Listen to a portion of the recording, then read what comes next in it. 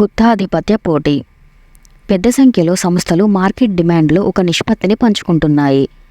సంస్థల మధ్య గట్టి పోటీ ఉంది మరియు ప్రతి సంస్థ పరిమాణం చాలా తక్కువగా ఉంటుంది. సంస్థలు సరఫరా చేసే ఉత్పత్తులు ఒకదానికొకటి కొద్దిగా భిన్నంగా ఉంటాయి, కానీ అవి దగ్గరి ప్రత్యామ్నాయాలు. సంస్థల మధ్య ధర మరియు పోటీలో సారూప్యత ఉంది. సంస్థల ప్రవేశం మరియు నిష్క్రమణ స్వేచ్ఛ ఉంది. సంస్థలు సూపర్ నార్మల్ లాభాన్ని ఆర్జించినప్పుడు కొత్త సంస్థలు పరిశ్రమలలోకి ప్రవేశిస్తాయి మరియు సంస్థలు నష్టపోయినప్పుడు నిర్దిష్ట సంఖ్యలో సంస్థలు మార్కెట్ నుండి నిష్క్రమిస్తాయి. సంస్థలకు ప్రవేశం మరియు నిష్క్రమణకు ఎటువంటి అడ్డంకులు లేవు. ధరలేని పోటీ ఉంది.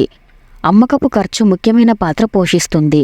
సంస్థలు తమను పెంచుకోవటానికి ప్రకటనలు మరియు ఇతర ప్రచార సాంకేతికత వంటి విక్రయ ధరలను ఉపయోగిస్తాయి. అందువల్ల గుత్తాధిపత్య పోటీలో సంస్థల ప్రవేశానికి వ్యతిరేకంగా ప్రభావవంతమైన అడ్డంకులు నిజం కాదు.